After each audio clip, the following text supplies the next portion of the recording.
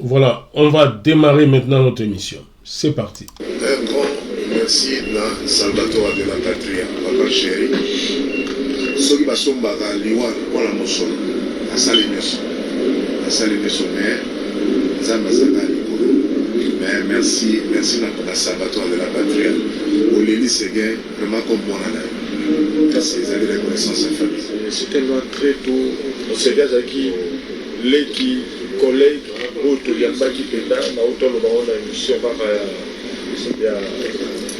des maisons. C'est que tant maillé, nous musique avec celui 404, et après faire donc tout ça qui va on va pas la suite. Donc il se dit on va yaya, oh bah c'est vers la ligue. Et que pêcher qui va on pinda, tout temps vous savez bah on c'est non des choses bah yaya de la temps vous savez. Un grand merci à Salvatore. Oui, vous avez compris que ça c'est comme un scoop au équipe Nabiso Bazalaki na Bruxelles ce week-end.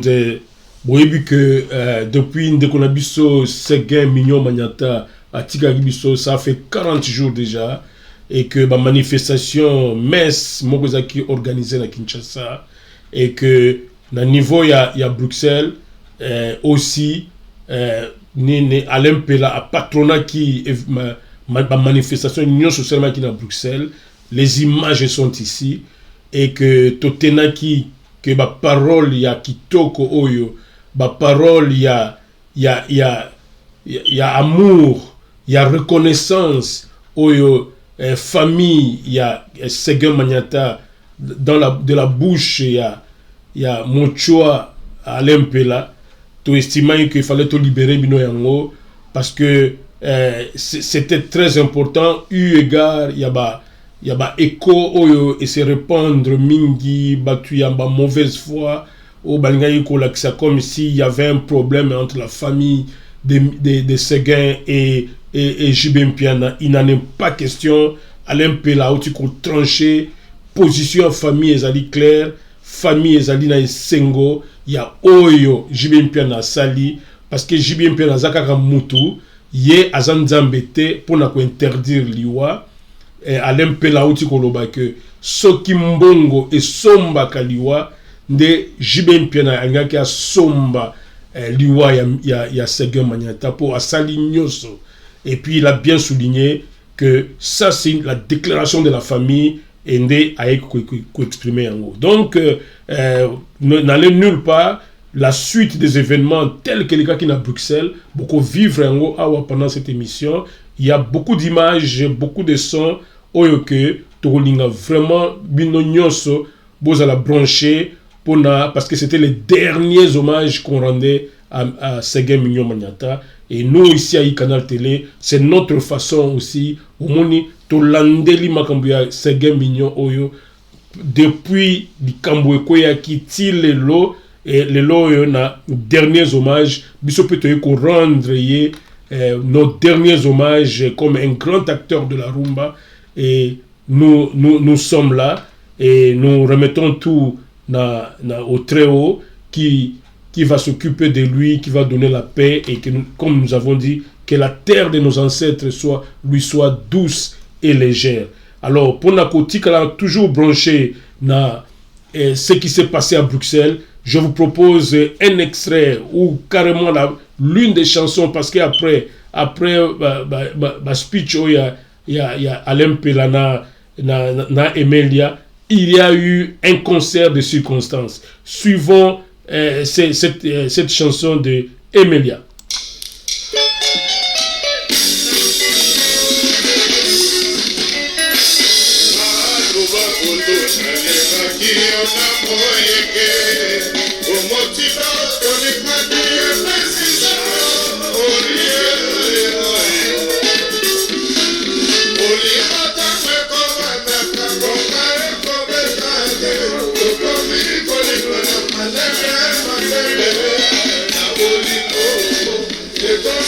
Donc toujours quand Nzembo Kitoko il y a Ndekonabiso Emelia alias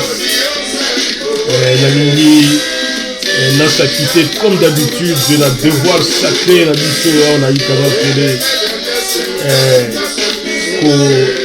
kopesa mbote na ba réserve éternelle ya chaîne oyo na kati ya Paris. Papa Achille Kazadi na maman Alex Moleke bino boza na kati ya Paris. Tosengi mapamboli na bino mpona émission oyo ndenge tobandi ndenge ifo tosukisa. Merci beaucoup na bino na kati ya Paris.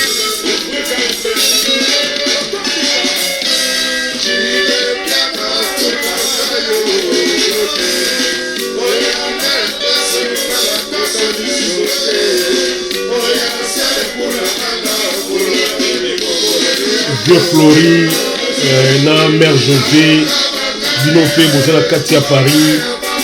Bozwa mbote na biso ya liboso toujours démarrer émission oyo. Bozwa mbote na biso Vieux Flori na Maman José bino nyonso na kati ya Paris.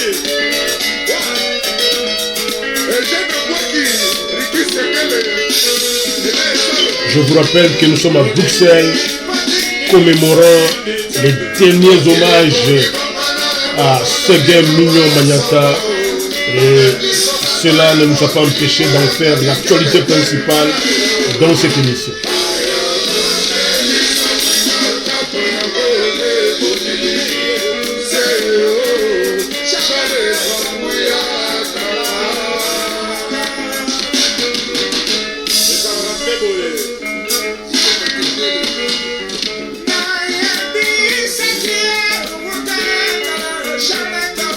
Meli alias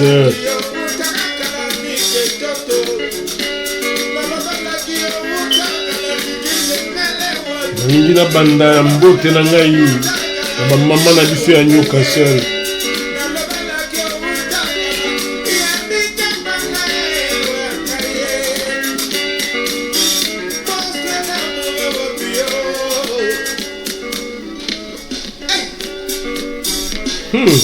Toko mingi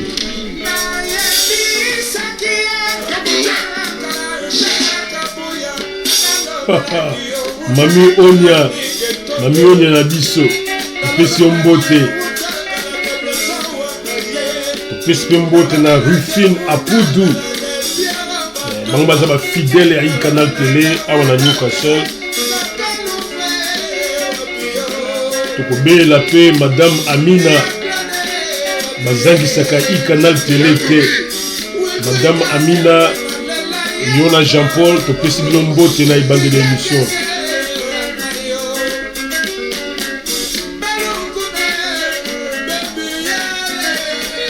Maman Fo Mbayabo fidèle de fidèle ya Canal Télé.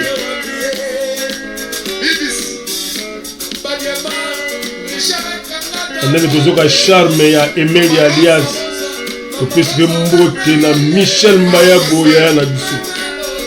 Michel Mbayabo, le doyen des doyens, topesi mbote yozali yaya.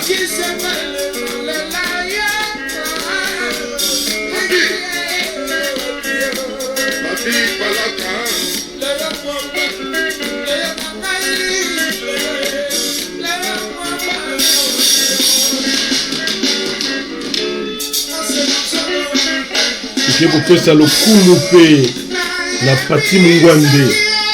Pati Mungwande yozali président ya ba Congolais awa na Newcastle. Yo moko zali nduliste, le grand nduliste Pati Mungwande topesi mbote.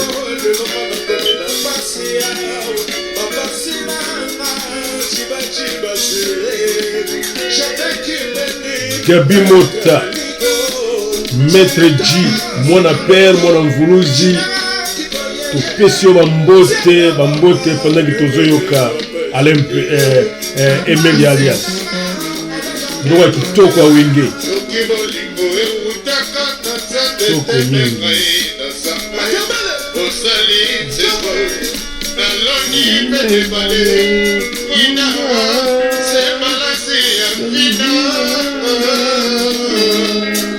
Ndembo kitoko ya Emelia oyo ezalaka pe préféré na ngai na kati ya wenge. Vous allez comprendre pourquoi. Oh, Mochwa. Bolingo na ngai otabo mwana. Mama Mokondi. Oh, na pesi mbote na mona aimé ndenge azofanda na mabele. Je me permets de dédier cette chanson à Aimé Munda, Kitoko Mingi.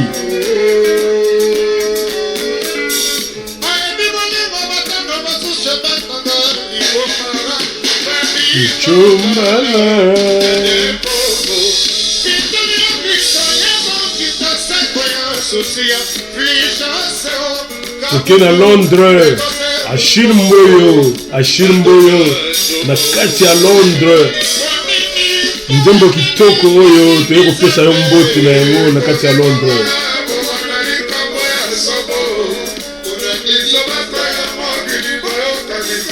Pesi pe mbote na Bruce Pangi na kati ya Londres. Nzembo kitoko oyo ya Emelia. J'espère que les avosala yo ba bien Bruce Pangi. Oh, kitoko mingi. Vous avez un succès à Wenge. Janine Mboyo, la kati à Londres.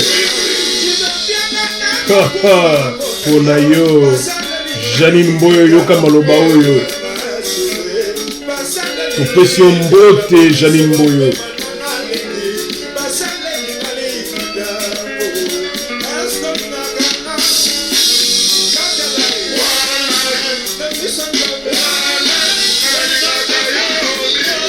Tobosanite Feli Moleke na kati ya Bundes.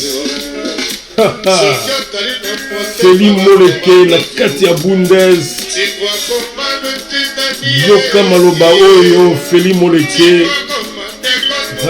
Topesi mbote Yona Dodi na Gradi.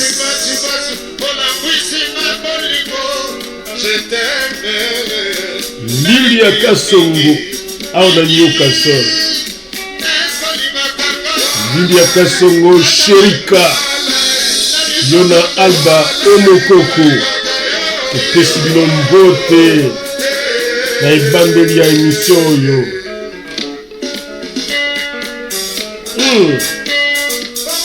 Toko mingi Ariette Kasongo Yona kati ya nyoka so. Topesi mbote Ariette Kasongo.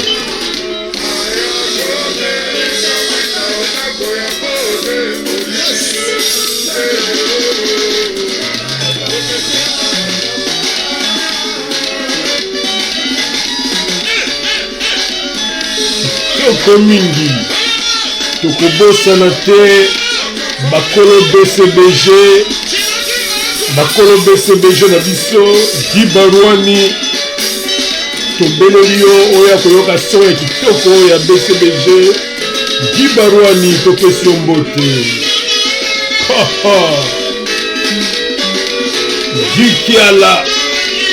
Gikiala toujours fort, très fort. Gikiala Tokei. Nos amis BCBG n'habitent à Newcastle. Tolingi bela pe Papi Nzoiba oyo pe ezaka eza bilei na yo. Somo Papi Nzoiba topesi yo mbote yo na banzoiba nyonso na kati ya mokili. Papi Nzoiba zombote ayi Canal Télé.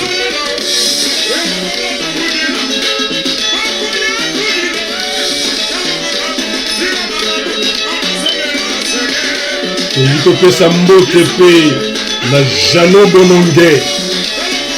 Bononge mwana ekanga engambe mobali zombote ayi Canal Télé.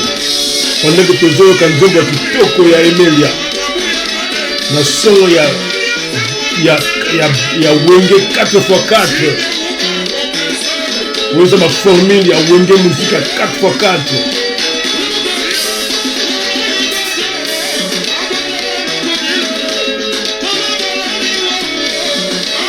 tobosani Richard Kitenge te Richard Kitenge na kati ya Newcastle topesi mbote epi topesi mbote ya bana Litonge bana Matonge na bana Kasavubu Richard Kitenge asopeli bino bambote mingi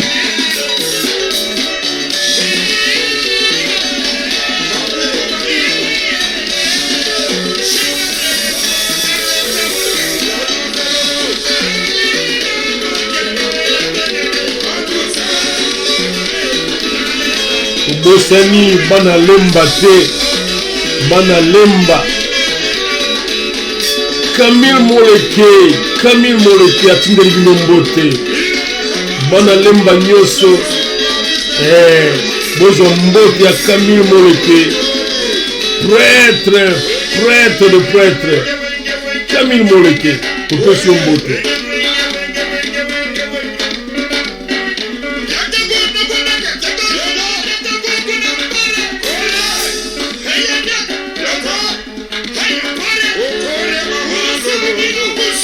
Oba nostalgie kitoko abiloka wenge muzika 4x4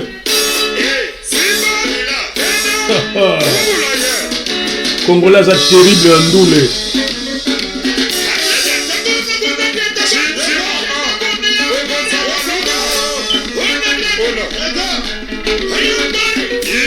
tobosani te awa na Newcastle Alain Longange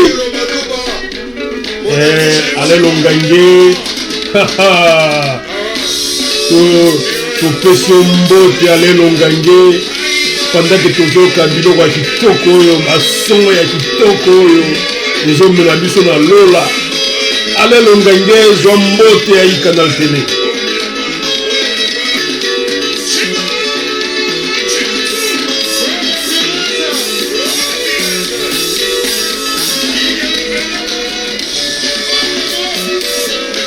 tobosani te mugila na kati ya Kasavubu toprofite topesa mbote na mugila na kati ya Kasavubu ye molongani ya Ntolo Ngange mugila topesi mbote na bana Kasavubu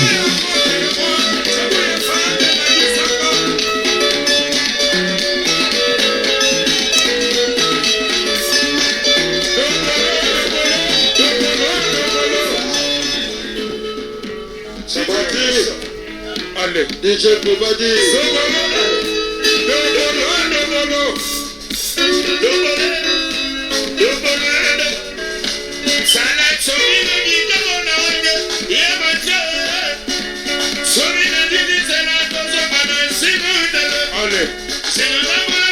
c'était important que tout bande émission na eloko oyo parce que ndule ya Congo eza mystique mais actualité eza makasi oh ba bibi sucre bakoti kopesa esengo na bana Congo bilongi ya feti comme wera son alobaka ilongi ya feti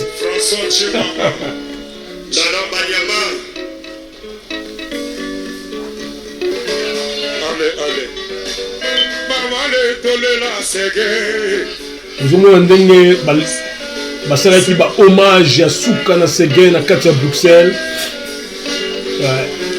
ba hommage ya kitoko mpona Séguin Mignon Maniata bao baza ba danseuse basi batika musala babala babota bana me bazongeli scène mpona Séguin Mignon Maniata tokei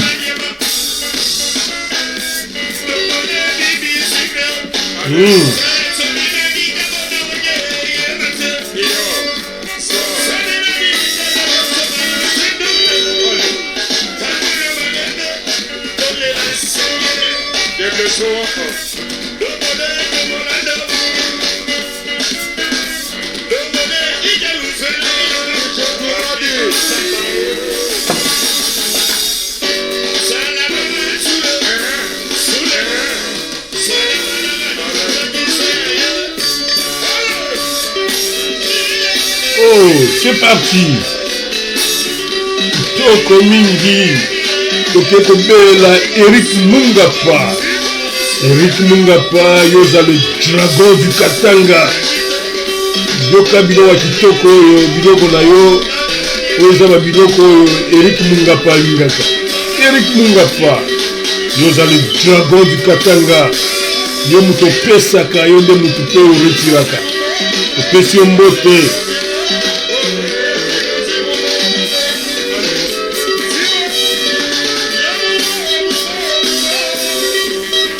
Micho Wansai. Micho Wansai tala biloko oyo. Micho Wansai Sokoto. Topesi yo mbote.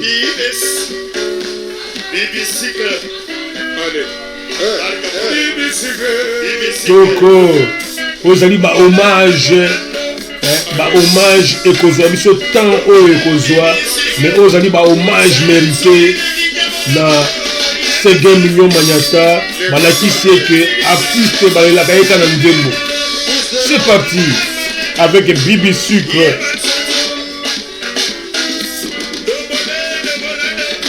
Papie Mungu yoza mokonzi ya Newcastle. Papie Mungu topesi yo mbote.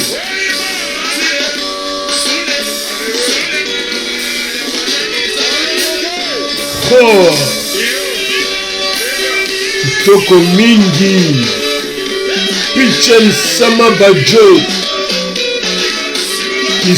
Pichen Sama Bajo na kati ya Newcastle. Yona mama Emily. Botala malinga kitoko oyo. J'espère que bozo sepela nango.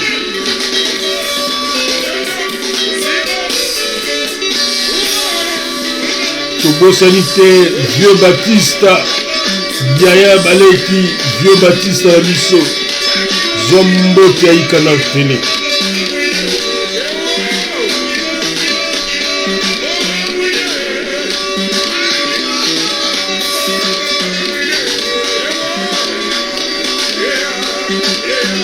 Toko mingi. Le tsar SM. Silver le champagnard. Zomona biloko le tsar. Biloko na yo lingaka. Oh, le tsar SM. J'espère que si vous allez, on va se tremousser très bien. Le tsar SM, Sylvain le Champagnard. Tobosani Gibi Dimou de Braza. Yope Siko Zali. Kitoko mingi. Nabande konabiso ya Congo Brazzaville. Tozangisi binote, bino bana mpila. Bino bana Pointe-Noire. Bino bana Wando, bino bana Brazzaville. Oh, boza mbote na biso ya Canal Télé. Toyebi ke boza ebele kuna. Oh, bozo zela émission na bino. Kitoko.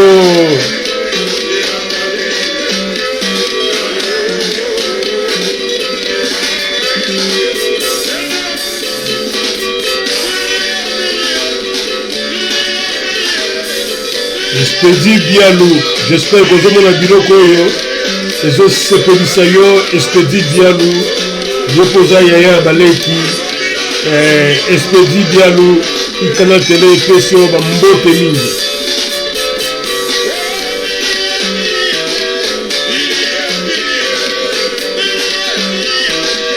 Toujours que nous ressoubissa étape oyo. Na yina bosa na Odi King Odimbate. Mon propre Odi King Odimba. Tobosani te Junior Bondo ezaki entre moko ya makasi eloko ya wenge makasi mingi. Junior Bondo yona mère boza mbote na ngai. Tobosani Salom Kieste Wanaza base Voilà. Merci beaucoup, Tozongi na plateau. Pour comprendre qu'il fallait émission hommage. Alors, les tout derniers que Bino na Kinshasa Boranda qui est, tout le monde a Jibem Piana na église, et y a Joroy, beaucoup de déclaration à Joroy Yawa.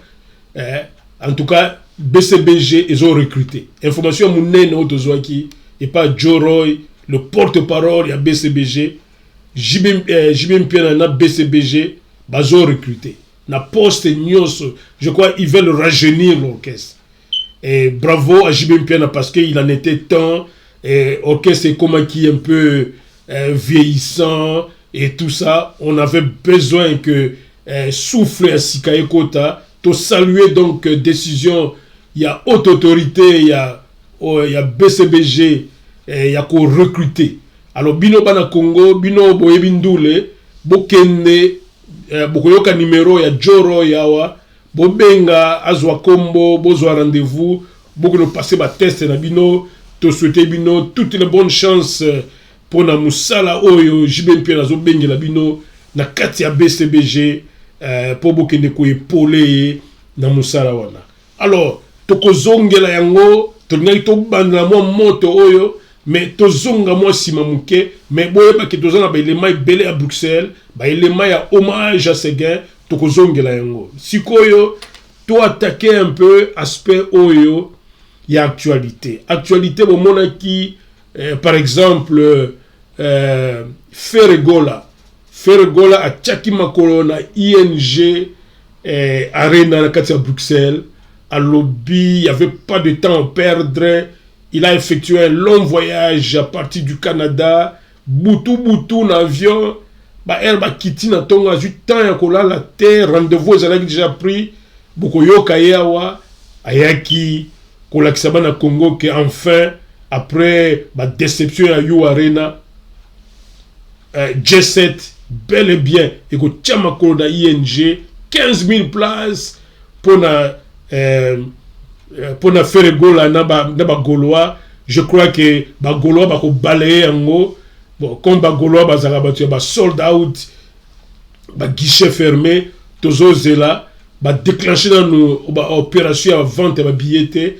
Je crois faire gola zo temporiser car pour ma cambo ya Goma o certainement ndé azotala mais d'ici là qu'on déclencher opération parce que ce n'est pas loin, c'est au mois de juin. Le 7 juin, si je ne m'abuse, le concert est prévu pour le 7 juin et c'est au mois d'été. Total, ceux qui à Bruxelles. Bon, mais en tout cas, nous remercions les organisateurs. Il y a You Arena parce que Mbongo na biso to futa ki ba billet. To remarqué ngo izongi na compte.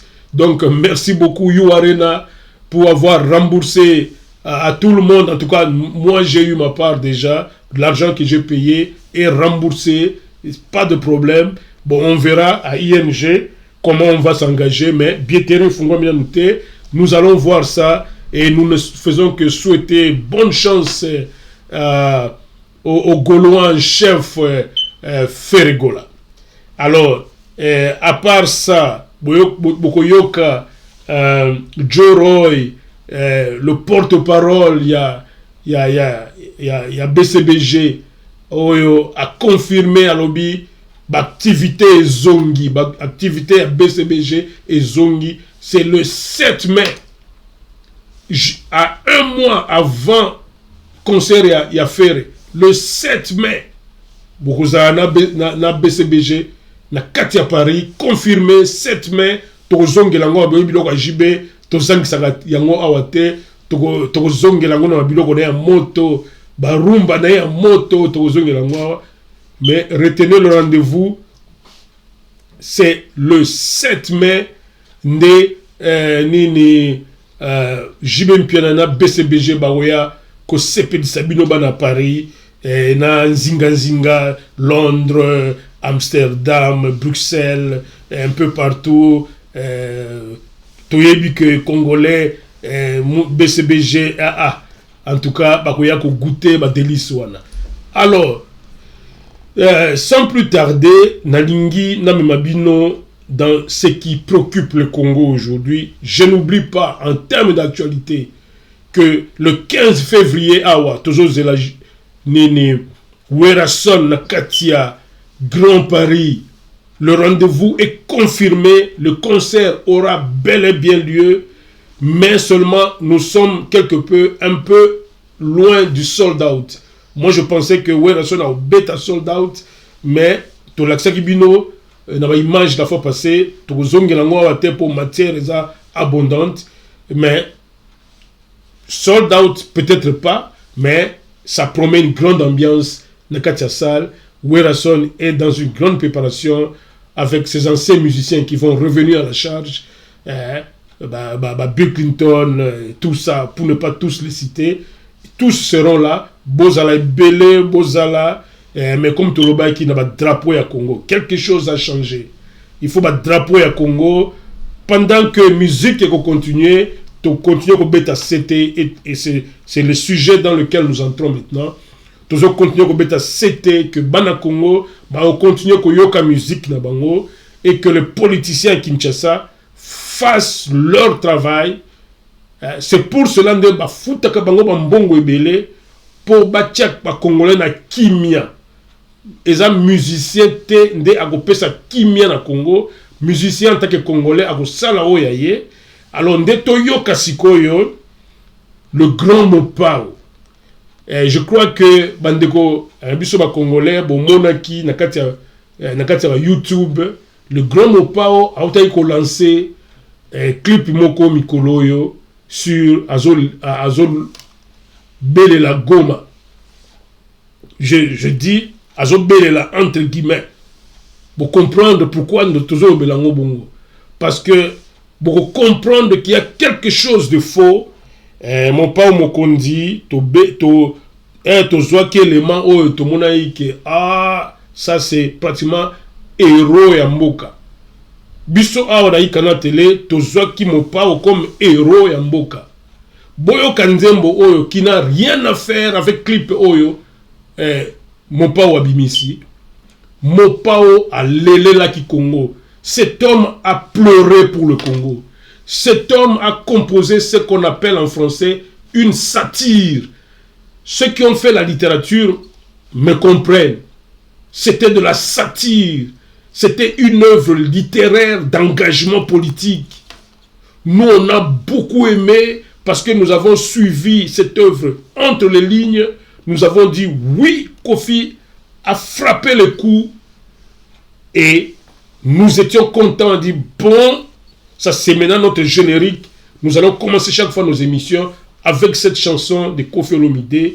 Mais quelle a été notre déception? Il y a pour moi que Koffi Olomide se retrouve aujourd'hui avec une autre chanson en ligne. On se demande qu'est-ce qui s'est passé. Koffi Olomide qui n'a fait que décrier Torochaba déclaration na Yawa. Un vrai patriote. Oh, Toningaki to élevé dans la dimension Moussous Koffi Olomide. Beaucoup yoka ba déclaration comment abundi na maloba na ye koloba tozo bunda te ba ozo na mboka biso na pete. Yo auti o composer nzembo na ngina tshela bino yango boyoka ke alobi na kati ya nzembo ke Congo ba teki yango na prima ngondo. Un grand message, ça dit beaucoup. Labi Congo na biso ba tekeli biso Congo na batu mususu na prima ngondo. Na prima ngondo ba oyo ba ebi lingala ba ozoyoka ngai. Boyoka nzembo oyo ça m'a choqué de voir ce clip de Koffi Olomide tourné à l'encelé avec une tenue propre. Il y a armé na biso.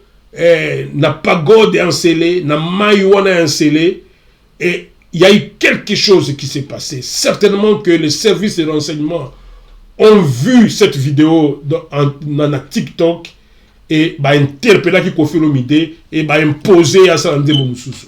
Alors, d'abord Nzembo Oyo nga nazolobela, alors comparer contenu en Nzembo Oyo, Nzembo Koffi a publié, c'est que que régime Oyo et là, il a nous pongité et ils ont continué que ça musala na senase. Toyoka Koffi Olomide na nzembo ya kitoko, nzembo ya mawa, nzembo oyo ayembeli mboka na ye. Non, moi je crois c'est ça qui allait élever Koffi Olomide même à niveau à héros national. Je crois que cet homme a tout perdu maintenant. Suivez, nous sommes très sérieux en disant ces choses parce que l'amour que nous portons à Koffi Olomide, cela nous fait dire qu'aujourd'hui, on ne peut plus croire à un seul Congolais. Allons-y dans le coup fatal que Koffi Olomide vient de faire au Congo. Boka nzembo yimoka ubenga le grand pharaon azole la mboka. Nzambe balado, Nzambe balado, Nzambe balado, Nzambe balado, Kongo ekomi ekeko. Kongo ekomi ekeko. Kongo ekomi ekeko. Bakata maboko ye, Kongo ekomi anyongo ye. Mawa. Nzambe balado. Ça, c'est le cri de cœur de Koffi Olomide.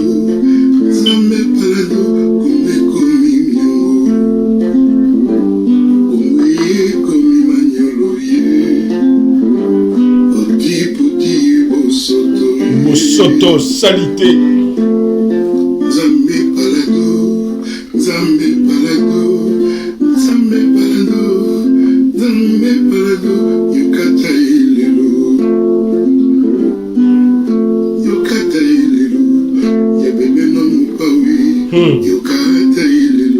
Nzembo longola mpinzoli na miso ya bebe na mopao. Nzambe balado, Nzambe balado, Nzambe balado, Nzambe balado, Kongo ekomi ekeko. Zoyoka. Alobi Congo exagéré te komi ekeko. Bakati maboko. Bateki na zando, na pima ngondo. Oh, Koffi Olomide.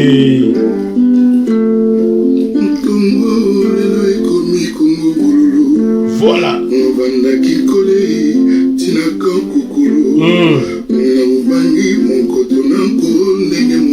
Oh.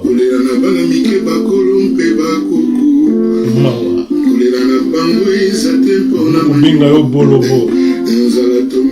Depuis époque des colons, la colonisation.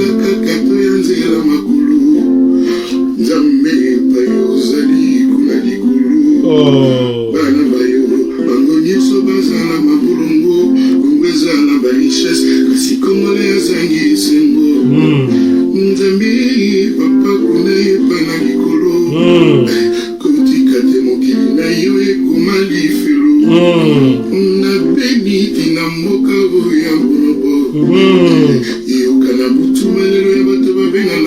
Bengi Bolobo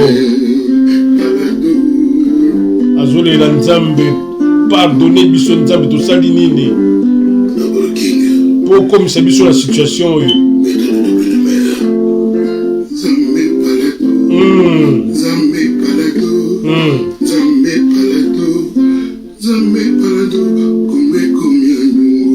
mawa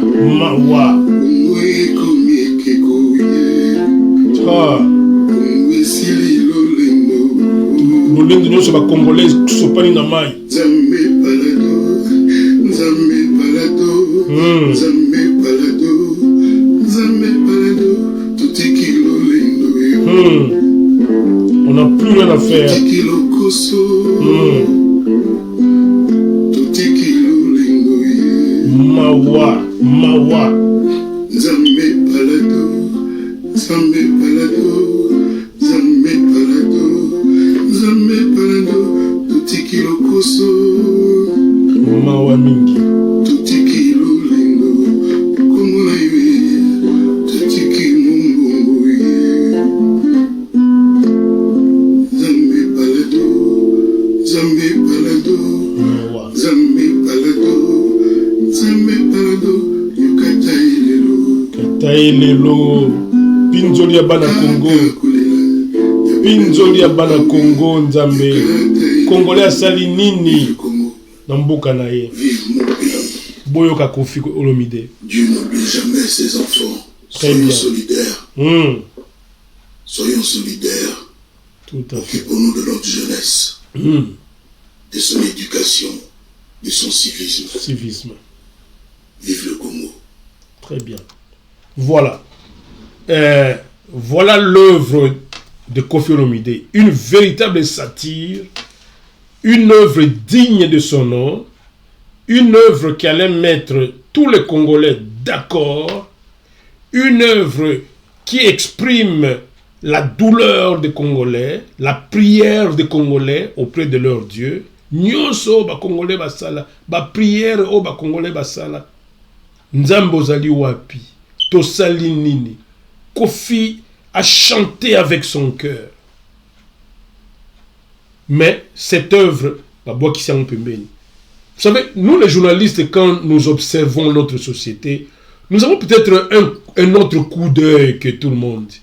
On peut tromper tout le monde, et puis on n'est pas n'importe qui, on n'est pas aussi les journalistes de la rue. Nous avons fait des études de philosophie, de théologie, bon, pas théologie, de psychologie, et tout ça. On sait voir pourquoi Koffi n'a pas fait un clip avec cette chanson, où tous les Congolais allaient se retrouver. Et vous allez remarquer que dans le clip où Koffi a sali, il ne pouvait pas s'exprimer. Koffi a manqué de mots dans ce clip-là. Clip où il a publié dans Sélé. A monté clip où on a dans Sélé. Bota la maïwana, ils ont gomate, ils ont la kifouté. Bota la mo bien, ils ont la pagode, à côté la pagode dans Sélé et tout ça. Donc ils ont cadeau habité yaka, tenu yango, revolver yango, lata, ni protection, yabitumba yango yo. Peut ça impression que aux autres de la mboka pour bana Congo so balanda yo. Ce n'est pas comme ça que ça doit se faire. Ça c'est de la tricherie et c'est de la malhonnêteté. Nous venons dénoncer Mopao, nous l'avons toujours appelé ici icône et Arumba, légende et Arumba, pas seulement au Congo mais en Afrique. Tobé la kal Mopao. Mais qu'est-ce qui est arrivé que Mopao a joué Nzembo Oyo? Mais il est allé nous sortir une œuvre froide. Une œuvre froide. On n'a pas besoin au monde tenue. Nous, on le voulait dans sa guitare tel qu'il est là. C'est cette chanson qu'il fallait publier, Koffi Olomide. Cette chanson était valable et tu serais un héros. Yaba Congolais. C'est dire que, laissez-moi placer encore un mot. Dire que c'est comme ça de tout le monde na Congo, Mutuaza Libanda, akobele la makelele, soba bengue kakaboye, balakise ba billet vert wana, kimia koti. Je n'ai rien dit. Je ne dis pas, moi je suis un journaliste professionnel, je n'affirme que ce que j'ai vu, donc je n'ai pas vu là où on a donné des billets de banque à Koffi Olomide, je n'ai pas vu là où on a approché Koffi Olomide. Mais je constate que Koffi Olomide vient de nous proposer une chanson, et puis dans cette chanson, remarquez, il met l'effigie. Mutuazo Mbaboué peut mettre l'effigie, il y a Etienne Tshisekedi na kati Nzembo na ye. Nzembo oyo soki ebimi, oyo boti koyoka oyo, effigie ya Tshisekedi kozana kati. Nanyango oyo Congolais nyonso toujours soutenir ba FRDC. Toujours soutenir ba FRDC. Ba ndeko na biso ba innocent, ba pauvre, bazo kufa net bandindi, bazo bomisa bango net bandindi. Toujours mawa na bango. Mais biso tokoza na mawa ba politicien te. Soyo mboka na biso ekomi ko tekama na plus mangondo boy. Ce sont les politiciens, à commencer par le chef de l'État, au Koffi Olomide, a vu photo ne a Tiango na katia. Ya clip naïe. Ça montre que c'est une chanson de propagande. Koffi Olomide pouvait encore chanter une chanson de propagande politique. Donc, je n'aimerais pas c'était mingi. Je peux rester ici 30 minutes en train de parler de ça, même en faire toute une émission, mais ça, nous disons, Koffi Olomide, tu pouvais faire tout sauf ça. Tu as raté ton opportunité pour devenir le roi du Congo, hein, le héros du Congo. Nous, ici à Icana Télé, quand on a entendu cette chanson, pour moi, je m'apprêtais déjà dans le titre de dire Koffi Olomide, le roi du Congo, le héros du Congo.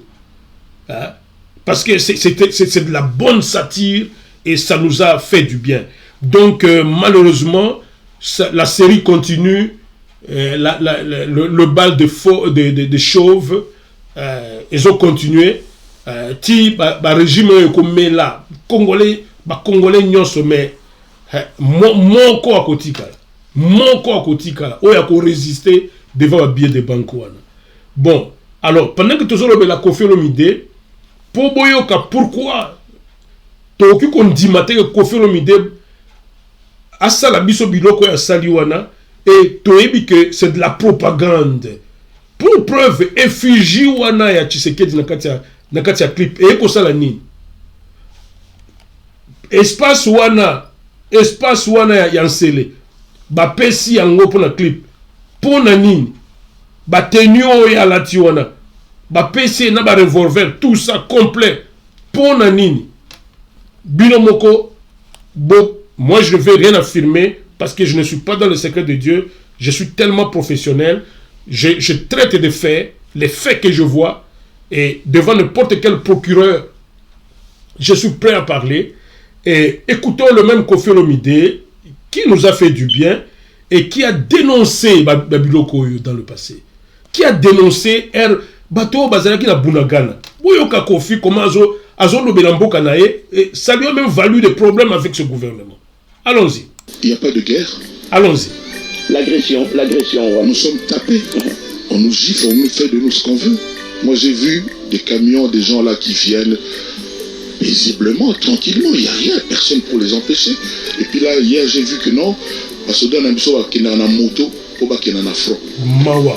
J'ai eu des larmes. Il n'y a pas de guerre.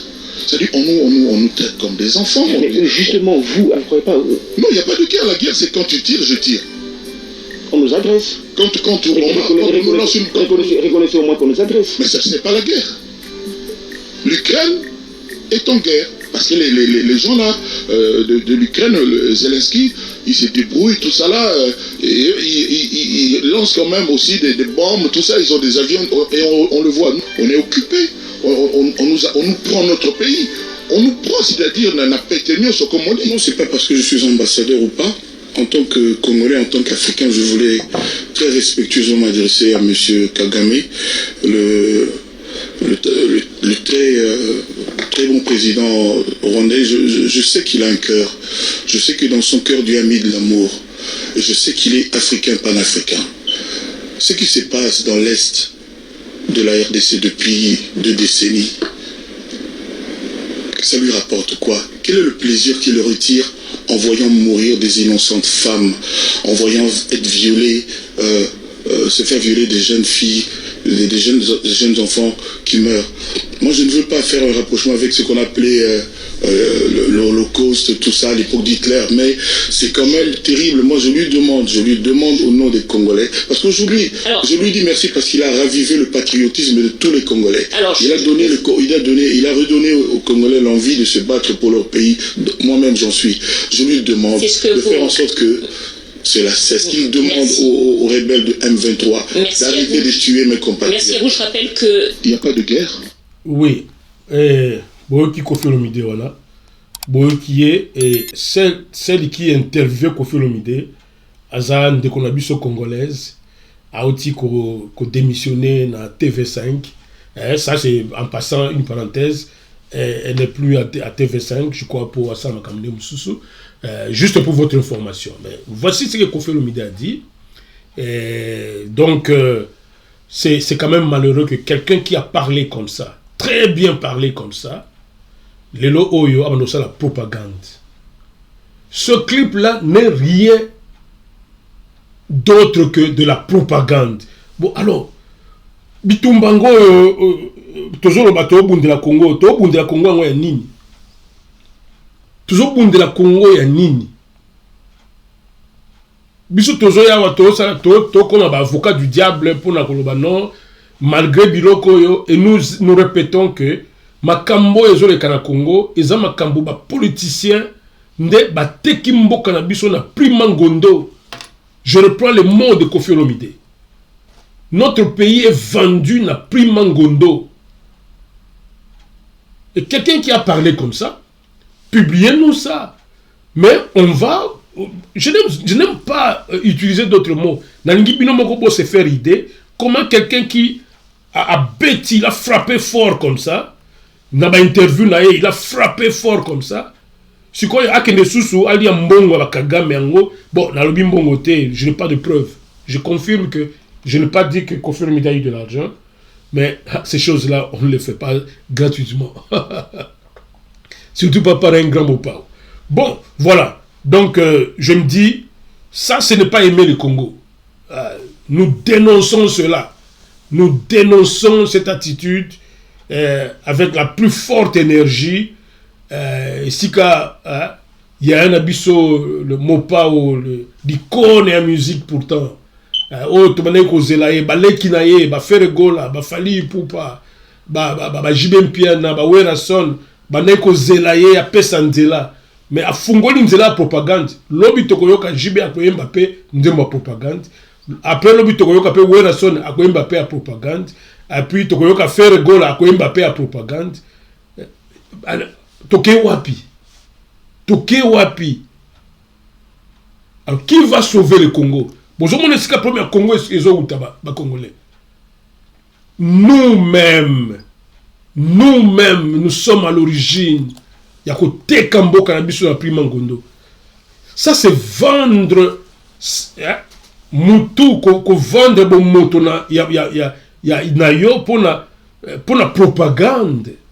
Non, je dois m'arrêter là parce que par respect aussi dans mon pao, je n'ai dit que grand mon pao a ma casse le droit de réponse. Toi c'est la droit de réponse naé mais tolo biso te présenter ka ba fait tolingi bon, les a décision naé tant soit préféré que ils allaient ka improvisation na katanda konae a obeta biloko nae ya ba TikTok mais véritable nzembolende yango wana. Bon, nous on n'est pas là pour acculer quelqu'un, mais nous faisons notre constat d'intellectuel.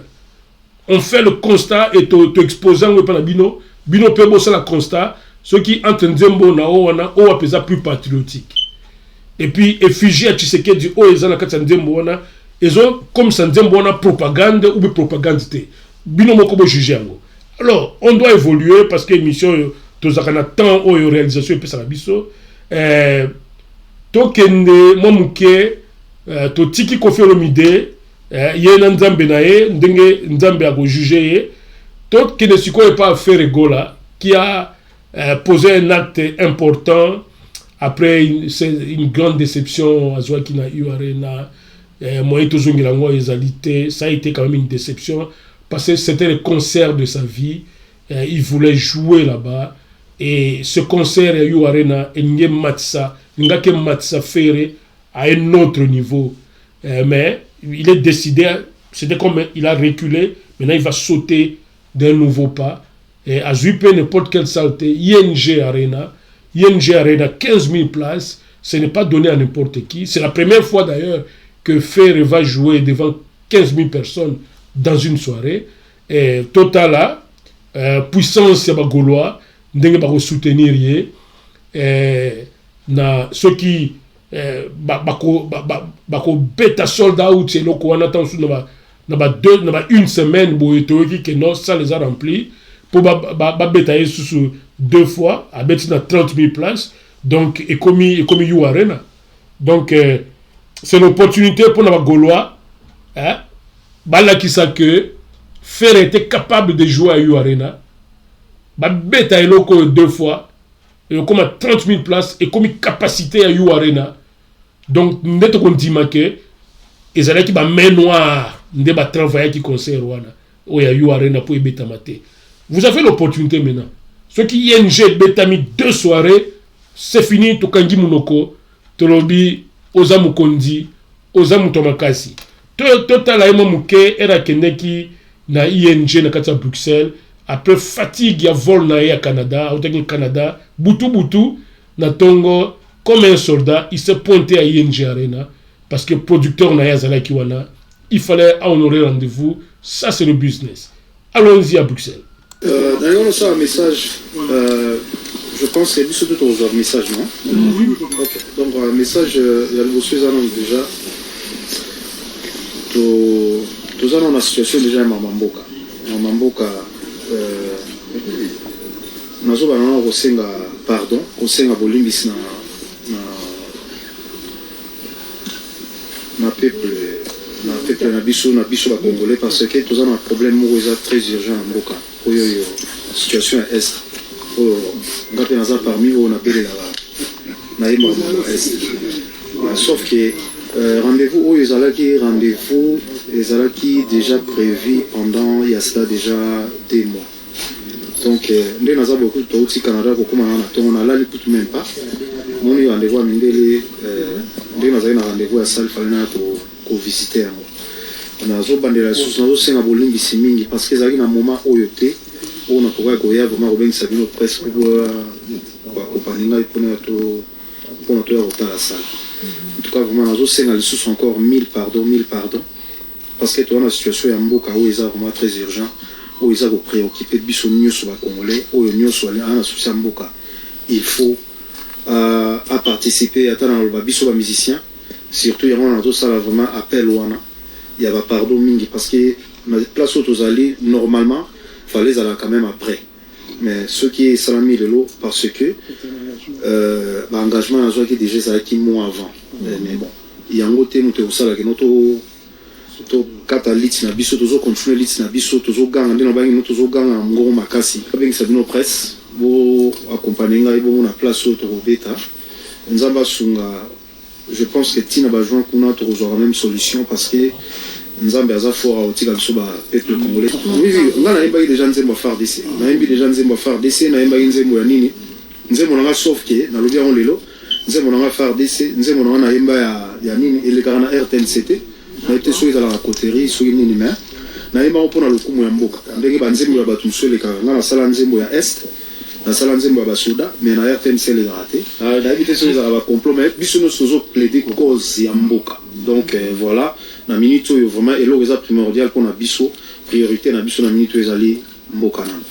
Donc on a ngana remercier bino merci beaucoup na presse. D'ailleurs on a un message. Voilà, boyo qui fait rigolo wana première chose à se poser question ngai na sala ba nzembo ya est ya ba encourager ba FRDC ba nzembo patriotique composé par un patriote il y a propre sans rapport au gouvernement ngam ko na mbongo na ngana saki clip na composé nzembo na maere na nga abi ba nzembo wana RTNC a boakisa yango RTNC a boakisa c'est pour dire que Fergola est dans le bon et si encore une fois nous déclarons ici que s'il y a un musicien le plus patriote, le musicien qui réellement chante le Congo avec son cœur, c'est Fergola. C'est l'unique. L'unique. Vous voyez que le pouvoir au Congo ne veut même pas diffuser ses œuvres dans RTNC. Pourquoi? Parce qu'il est percutant. Toujours tchelo connaît il y a eu arena. Moi qui ne ba maman ba les laki na katia ya Adidas arena. Fergola, le Congo te doit chapeau bas Fergola. Aux alliés, le soldat du peuple. C'est comme ça que iCanal Télé va désormais appeler Fergola. C'est le seul soldat du peuple parmi tous les musiciens congolais. Il a fait ses preuves, il a prouvé que son amour pour le Congo, à qu'on partageant, on n'a rien du tout. Atika Kimbongo, na nini na concert à Betaki na francophonie. Alobi, pona mboka na ye Congo, il est prêt à jouer même sans un cachet. Bafuta Mbongo te Fergola. Ça c'est un rappel. Quel est ce musicien qui peut laisser moi li condamné il y a bien boyé, bafuti était et puis à réclamer. mais il y a composé à Nzembo pour le Congo naïe. Un véritable patriote et coup de chapeau, et nous saluons cette œuvre, cette façon de faire de Ferregola.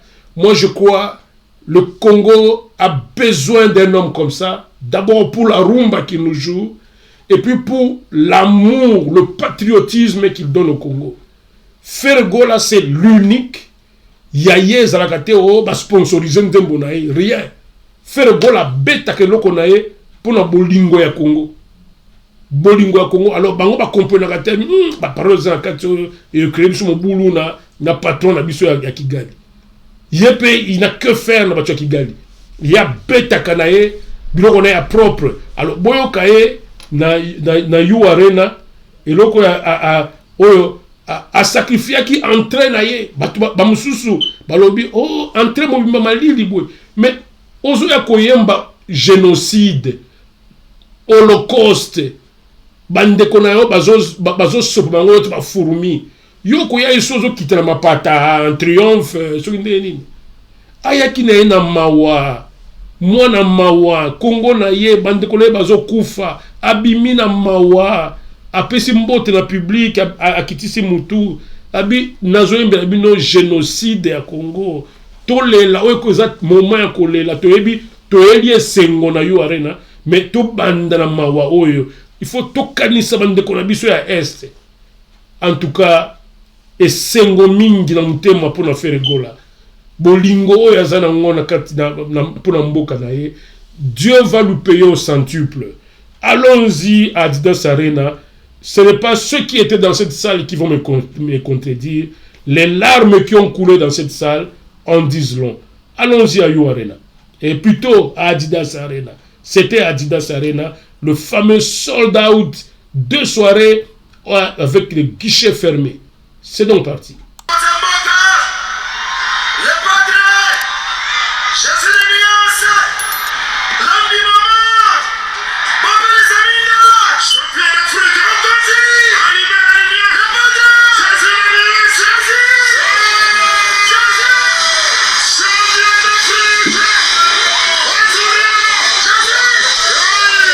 Azuria, le champion du Congo, aujourd'hui avec toute humilité,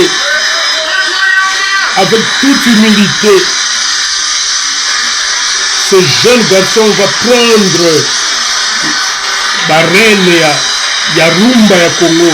C'est pourquoi il dit je suis le capitaine, même constaté, c'est moi le capitaine de la rumba, Ferregola. Chapeau bas et panayo. Non, la violence au Congo. Oh, merci Ferregola. Merci au Congo. On y va, nous tous, on y va.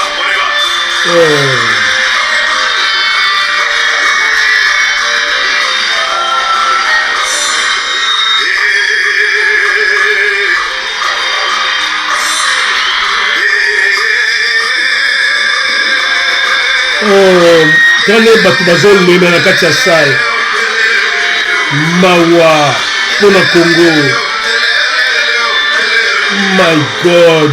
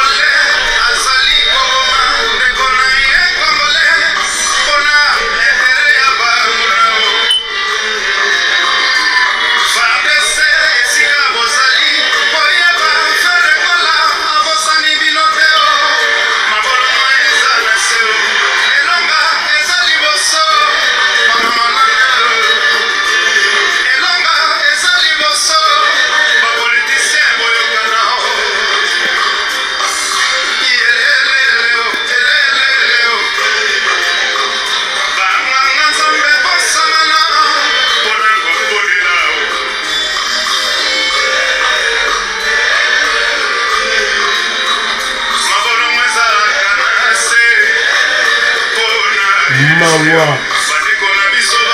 Mawa.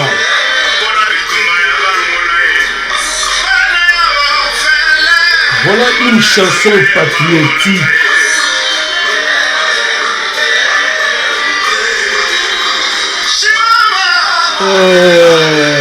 Ça c'est un cri de cœur.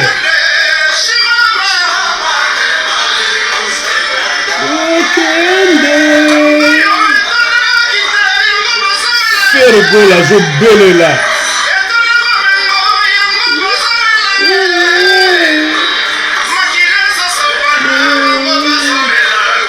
Oh, j'ai la chair de poule maintenant. Diamant. Albi, stop le génocide. Il appelle ça génocide. Génocide. Ça, c'était un engagement politique.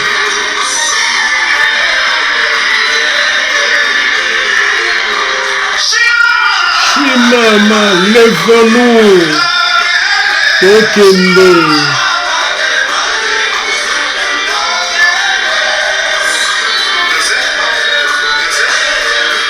C'est un mérite de médaille. Il y a chevalier national, il y a ordre à léopard. Oh, Mao vient ajouter aussi sa part. Oh, Mao Mingi. Kitoko.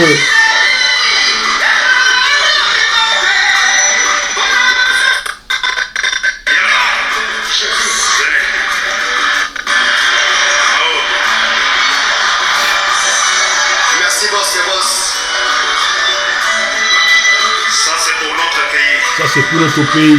Notre pays est environné, agressé, la RDC. Tout à fait. Allez. C'est parti.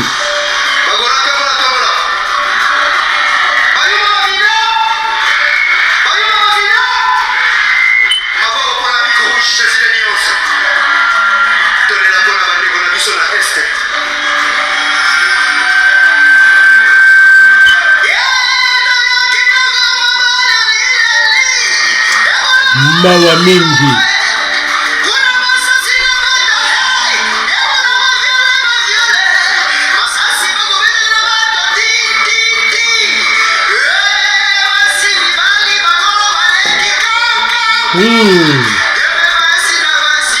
Mawa.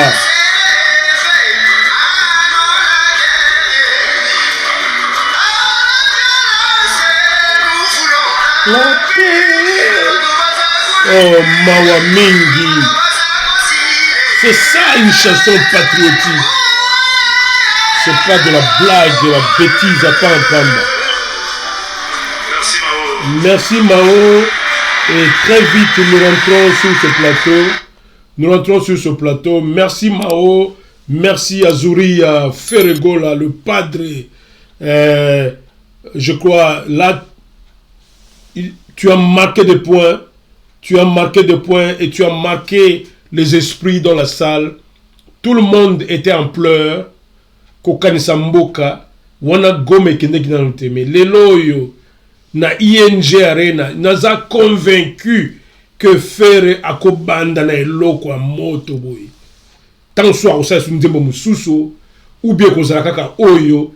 ING Arena ekobanda na bona ba pleurs lisusu. C'est ça un patriote, c'est pas les négocier, deal moko boye, po yobi ma yanke, yakacha tenu, c'est-à-dire que le Congolais aujourd'hui, yo trahir mboka nae, oza na valeur mokote. C'est pourquoi on a des politiciens à Kinshasa, le numéro 1 du pays, pour ne pas le citer, et tout son environnement. Ils n'ont plus de valeur devant les Congolais. Notre pays a été vendu na Primangondo par eux. Et puis vous allez faire des deals avec eux. Allons-y, nous devons poursuivre la musique. Toyawa pour la bonne humeur. Toti Kotia Ferregola. Et Sikoyo, comme je vous ai promis, toujours kende lentement mais sûrement, la réalisation me fait signe que Nana Tindika un peu, Noki pour toujours kende vers Souka. Tozongela la cérémonie à hommage, tout le monde à Kinshasa, et puis tu reçu ça à Bruxelles, bota la commande, Wenge Musica, et ça le dernier hommage. Et bandit à Kinshasa, à partir de la cérémonie, tu as Joe Roy, Babiloko, ya lobby, recrutement, ils ont salema, et puis tu as à Bruxelles, bon mon comment cérémonie salemi, il y a Kitoko, sous la houlette, il y a Alain Pela, na camarade naye, Emeli Alias et les autres, Titina Al Capone, Titina était là, beaucoup de Titina là, drummer, salaki moi manifestation ko la ki sa drummer nyonso, la ki sa ke lela, segen na drum, nyonso wana toke na Bruxelles pour tous autant mingité, et puis après on est au zongia wali susu, moi mouke. À partir de l'eau, Moussala Nyos Zongi, contrat tout, il y a un concert de la semaine prochaine. Semaine prochaine. Même Paris, base la Bino, concert la mieux aux Les 10 mai, c'est confirmé. C'est confirmé. Ouais. Ben, c'est bien prié, hein. C'est bien prié. C'est pas Tolben qui va me contredire. Il priait beaucoup. Voilà pourquoi nous avons tapé à Souka. On à Paris. Le chef d'orchestre Nabiso, on s'est dit, on doit passer par la prière. Passer la prière, après on va partager un peu quand on est zalara. Ce que ça pour na bolingo, tout pour na souci c'est bien. Tout ça on va taper pendant une année. Tout les là, mais c'est une entreprise bien structurée. Oh, attiquer ma collègue naé. Et tu sais, nous les musiciens, nous vivons du quotidien. Donc c'est tout à fait normal. Tout les qui n'a pas étape nions tout où il fallait tous les cas. Et maintenant on va ouvrir les portes de l'activité Nabiso. De la semaine prochaine déjà, on répond le séance. Il y a des répétitions et du coup, tous les artistes au Bareva, au Salamoussala au sein du groupe ou BCBG, cette fois-ci opportunité. Donc, tous ont passé un recrutement, danseurs, danseuses, animateurs, musiciens, instrumentalistes, drummers, tout ce que vous voulez. Ouais, Monique Aza capable, Yaroya, Kosala Moussala Nabiso, Bagrobe, on a 099 99 074 20 pour la tester na bango. Ouais, Osala Moussala na bien. Alors vous allez arrêter. Merci na Salvatore de la Patria, papa chéri. Soki basombaka liwa pour la mosolo. Asali nyoso mais nzambe azaka likolo. Mais merci na Salvatore de la Patria. Oleli Seguin vraiment comme moi na. C'est ça la reconnaissance en famille. Beaucoup de surtout il y a des artistes congolais au Baye pour partager la famille moment où ils allaient vraiment à douleur. Là c'est Boyebi Seguin Azali moko ya artiste ya Congo. Moni Titina Al Capone. Moni Félix Oza. Mona Tiakoli akufi beka na musala na ye. Et lelo tozalaka impuissant face à destin na biso. Destin ezwaka dessus sur nous. Et puis Nzambe a créé biso azalaka irréprochable tokondana ye te. Glorifiaka ye na ba circonstances nyonso. Donc c'est là azali leko ya ngai moko na vie mwana na cadre ti na ye na musique et akomaki mpe motu monene yango wana moni mboka ezali koreconnaître ye baza kolela ye et napesi merci na grand frère na ngai monstre moko wa bongo aye kopartage na biso bana nyonso ya bolingi tozali awa et donc c'est presque tout il y a Congo de différents groupes. Voilà, donc biso pe ndenge bino la kisasa kuna boza kolela biso pe tozolela ndenge moko. En tout cas na pesi bino surtout na kombo ya famille, merci beaucoup d'artistes. C'est tellement très tôt. On s'est gaz qui les qui collègues auto yambaki penda na auto le baron na émission par il y a des maisons. C'est que tant maillé, nous musique avec celui 404, il y a naillé et après faire aïe. Donc tout ça qui va on va pas la soupe. Donc bah biso yaki on va yaya. Oh bah c'est bien on va aller. Et te pêcher qui va on pinda. Tout temps ça qui va on c'est non de biso bah ya te la temps ça biso. Donc basi le et à des profils dans la Kinshasa, dans les productifs, na bapena ils se font tous à la il y a dans la Kinshasa, balobi soki place afe Thierry que place makanga place makanga tolela na remercie encore une fois Philippe Lapso Azeko omoni awa c'est notre plaisir parce que ntango yaya azali ata baleki baza sango esango yaya aza liboso esala biso plaisir et puis passer la présence et puis la génération olingi na bayaya nyonso bango na Kinshasa banadisciplinaki Wenge vraiment c'est une institution et l'état d'esprit.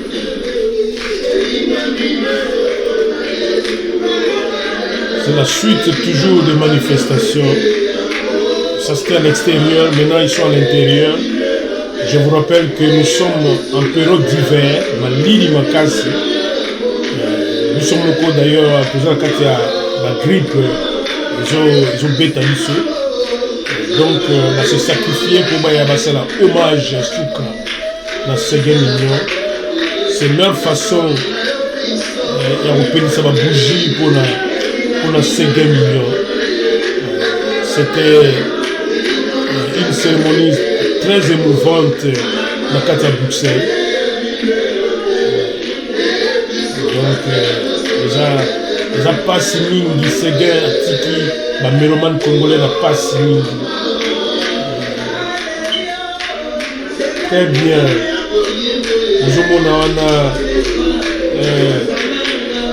Titina Al Capone, l'un des grands moutons qui a initié qui Séguin, Mignon, na Drum, maître na Drum, c'est Titina Al Capone, Yewana. Moni Emilia Alias, Nos. Oh, la musique au Congo. Il ne reste que d'avoir un président de la République musicien. Comme George Weah, comme président na Libéria, un footballeur. Mais au Congo, au lieu d'un footballeur, moi je crois un musicien pourrait devenir président au Congo. Et pour moi, Fergola est bien parti. Bon, il faut avoir toutes les qualités, c'est vrai. Bon, ça on n'en parle pas ici.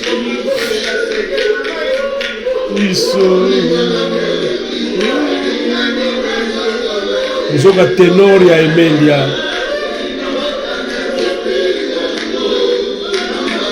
Vous voyez la cérémonie, c'était très émouvant à Bruxelles.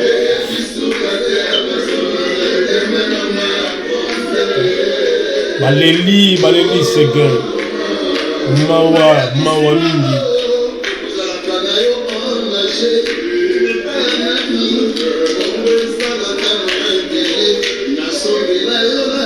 Oh, kitoko mingi.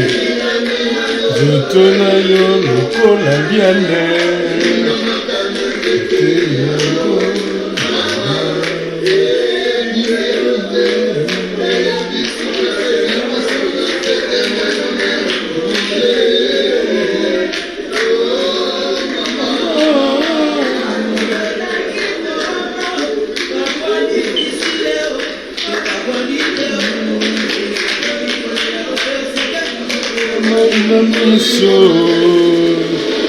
Nous avons un drummer, qui bango nyonso, ozali bazo lela ndeko na bango na drum.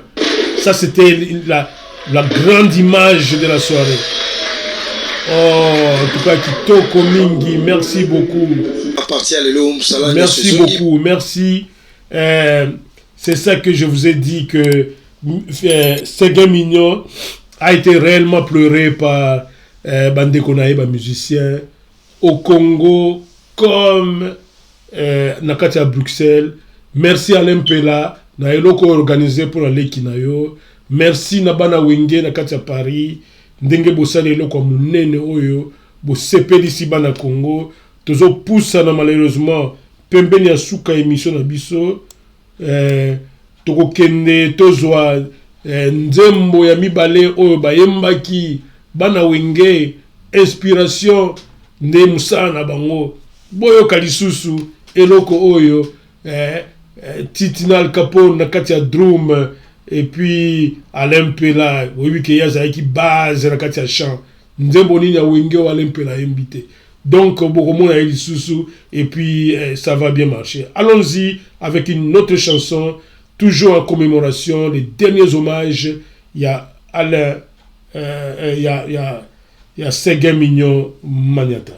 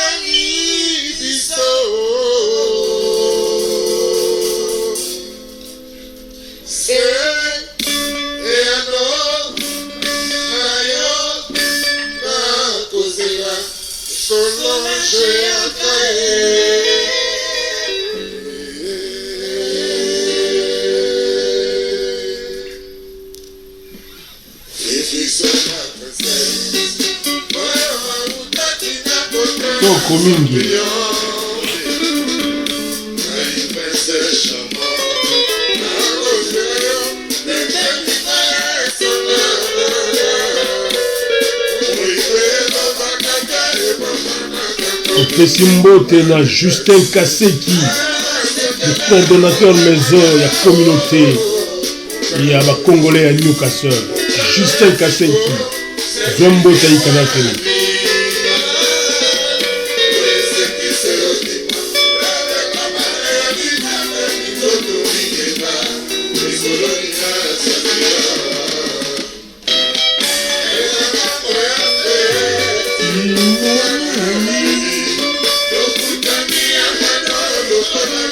Alain Boulambu le silencieux, to sopele mambote mingi. Alain Boulambu le silencieux.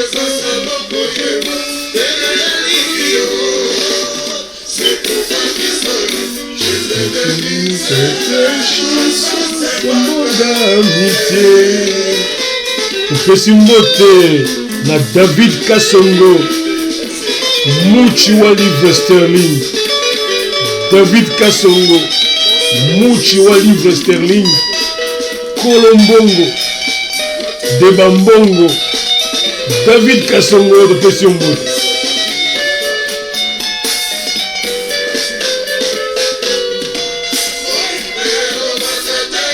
Bosanité Mère Faïda la biso, Zombo Taïkanako.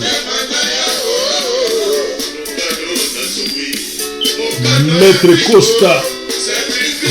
Costa, Zombo Taïkanako.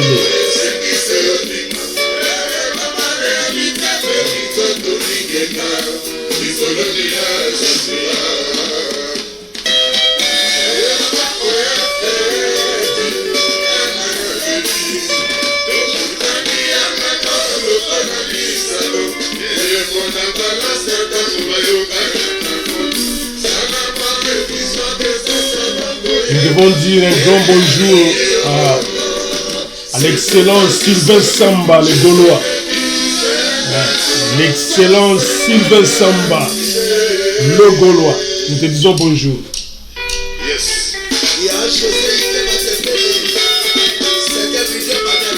Maniata.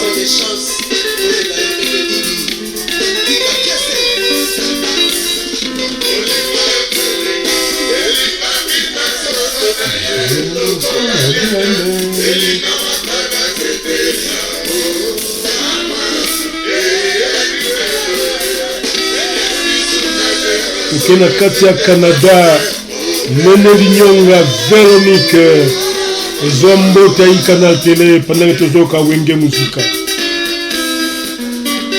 Matilua, événement au stade Makina Bruxelles, Yomo na Belgique, Matilua, Toyoko Pesalombote, Sepeli na événement au stade Makina Bruxelles. Matilua, la carte à Belgique.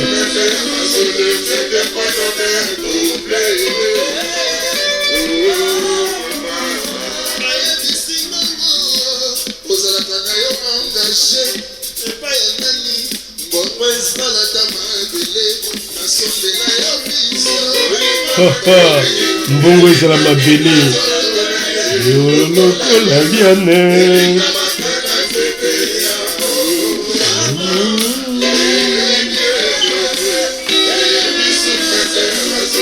Julio Bondo tokobosana yo te tozongeli yo Junior Bondo très fort Junior Bondo.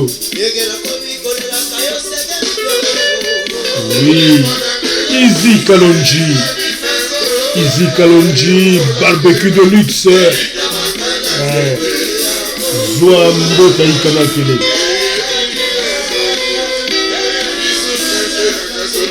Giseli Wassa, Pili.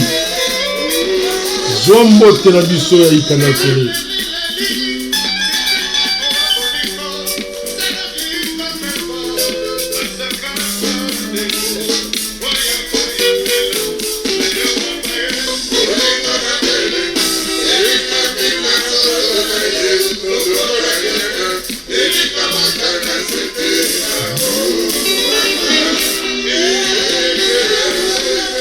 Sanité et jeune moleke na kati ya Joville et jeune moleke yo za Joville na bino bana Congo nyos voilà na kati ya Afrique du Sud bino ba courage nyos ya Congo mo za na kati ya Afrique du Sud Ikana Télé bosa na bino te. Opesi bino mbote bana Congo na kati ya Afrique du Sud obosani te baoyo ebele batondi na Angola na kati ya Luanda na kati ya couloir Marthe de Kifangonda na kati ya Angola na kati ya Luanda bacourageux ya Congo bokendaki koluka na kati ya Luanda opesi bino mbote. Toujours très fort, Bana Luanda. Très fort. Luanda, toujours force. Ondimi bino Bana Luanda.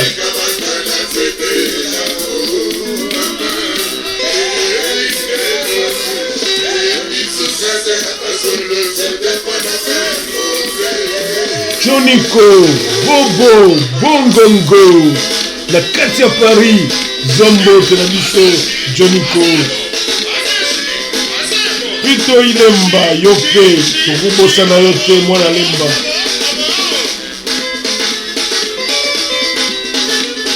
Mao Kito, na kati ya Canada. Tokubosani Yote, Mao Kito. Yozani Litoi, Lisu ya Ikana Télé na kati ya Canada. Mao Kito. Abdul Kumba na kati ya Suisse. Zoya yo pendant que tozoka bino wa kitoko wa wenge. Abdul Kumba.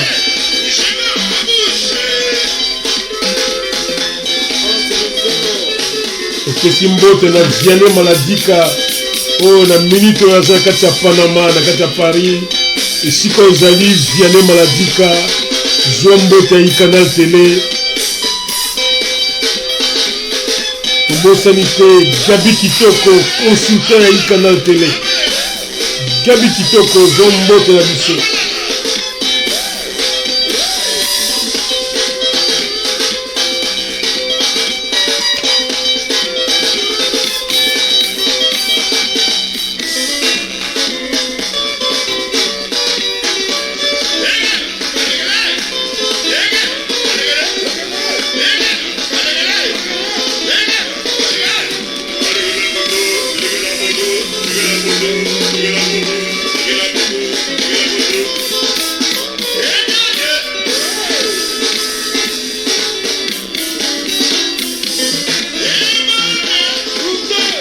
L'Union sur les gens de Brazzaville, Nampila, Pointe-Noire, Owando, les gens de Limino.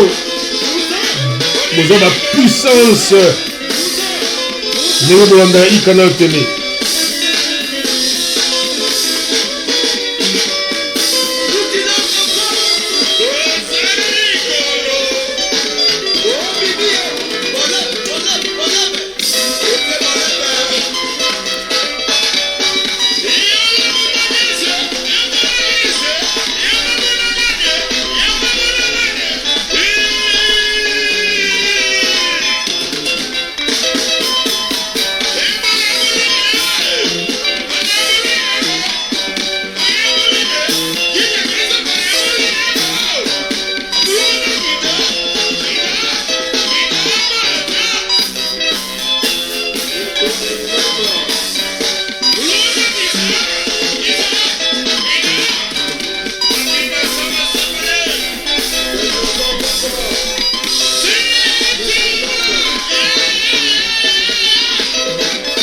je crois kitoko ngoni titima Al Capone ye wana bato basala wende. C'était un hommage, un dernier hommage très mérité. Nous sommes pour la 5 millions Maniata.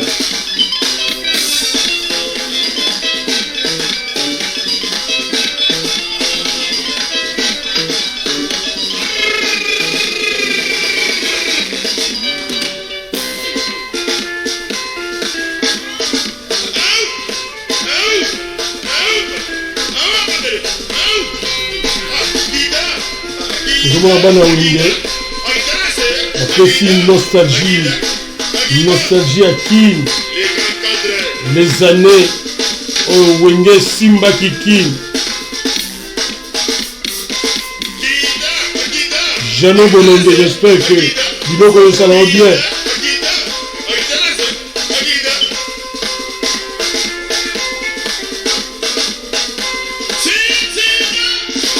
Al Capone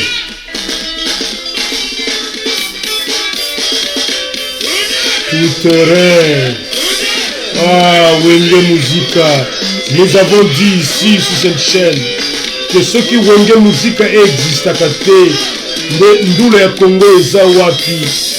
Lelo oyo le plus fidèle na mboka oyo ya Congo c'est Frère Gola. Fidèle de fidèle. Mwana Wenge. C'est parti. C'est ça.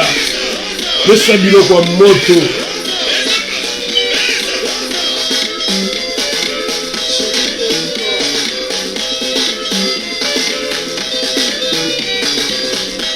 Gisèle Mama Africa. Toko suki sate celle que tobelela yo pe. Gisèle Osambia, la journaliste internationale. Biloko ya moto oyo tozosukisa émission oyo.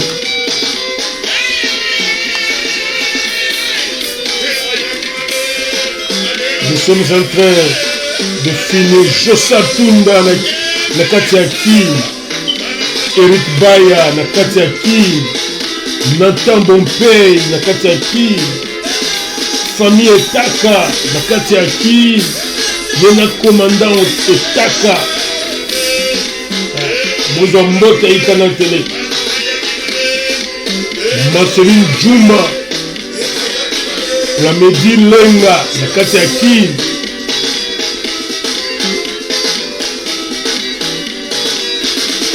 Dorcas Meli na kati ya Kin. Chris Zozo, le soliste patron.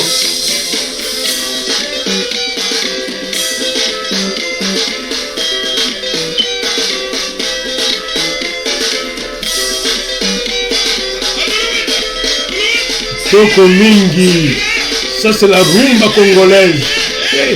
Vous avez vu que Fali a bêta qui a mon akati à Marseille. Vous avez vu que Wenge, vous avez vu Fali a bêta qui a akati à Excel. C'est pour dire que Wenge Zaka Wenge.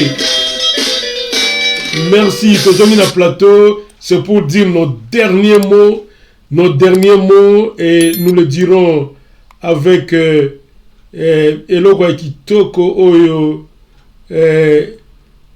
Ferregola na batunaye, parce que nous devons plébisciter Ferregola.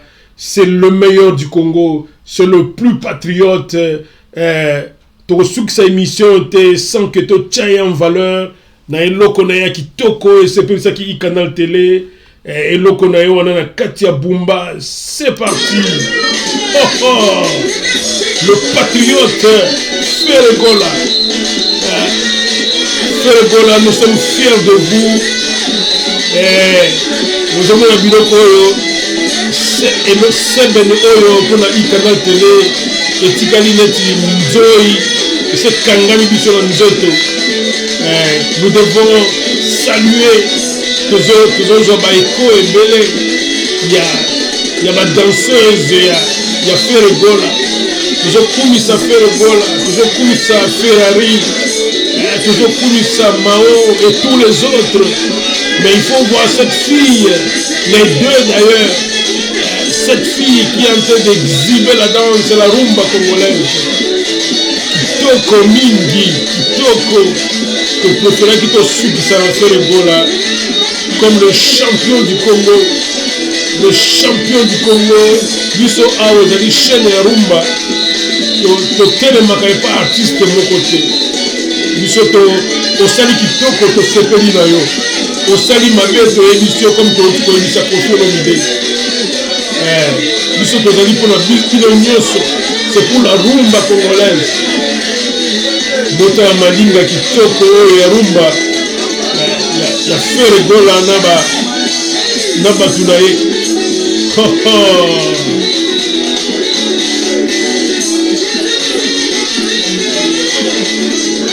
Bozoka Mark House na Charlie kuna na sima bason ya guitare ya kitoko ya Mark House na Charlie wopeta biso bilo ya kitoko.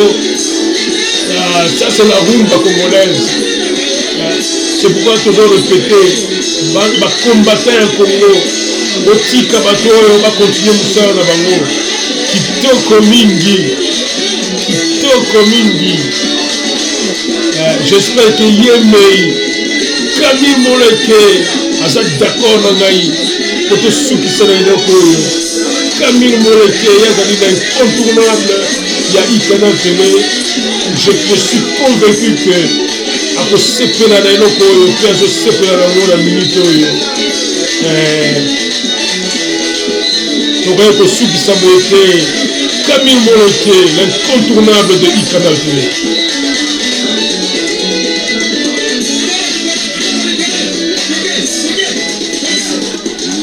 Nous sommes vers les dernières minutes avant de quitter Paris. La crimodrame, la crime que je n'ai pas bien vu ici. Charles Moutebs, on t'a pas oublié Charles Moutebs. Vera Mouteba, on vous a pas oublié. Crimodrames, Mouteba, on t'a pas oublié. Salutations de Ikana Tele. Vous n'avez pas été oublié, ça a été fait sciemment pour vous interpeller à la fin avec Mère Alex et Papa Chikazadi, pilier à Ikana Tele. On ne cessera de citer ces deux noms. Ce sont nos piliers à Paris. Voilà, nous sommes en train de finir cette émission avant d'appeler Crimodrame. Nous demandons à Crimodrame d'être prêt parce que ce sont les dernières notes de cette émission. Crimodrame, j'espère que tu es prêt à prendre la relève pour nous terminer cette émission. Kitoko Mingi, Ferregola, tu restes le meilleur. Ferregola, Beleli, Ponani, Banzemo, Nanga, Betamaka, na RTNCT. Ferregola dénonce la coterie, une certaine coterie, une coterie du mensonge, une coterie de la mort, une coterie destructive. Et ils ont régné le pouvoir à Kinshasa. Baini Ferre pour la Nini, tout le monde a un festival. Baini Ferre la Congo, quand pour la Congo. Ferre Baini la Congo, quand pour la Congo. Mawa. Mais Ferre aux gens biso. Biso tozali to simbio liboko. Pourquoi y a te Ferre Gola? Na biloko moto yo. To simbio liboko Ferre Gola. Toko mingi. Ah, le padre Azuria Mika Boronina Toko mingi. Oui, le biloko comme ça, on souka na yango parce que vous voyez que Azuria n'est pas n'importe qui. C'est voilà, c'est fait Et maintenant on rentre à Paris avec Primo Drame. J'espère que tu es prêt. À Paris maintenant. Terminons cette émission sur cette note chaude. Et c'est fini pour aujourd'hui. Nous remettons l'antenne à Paris.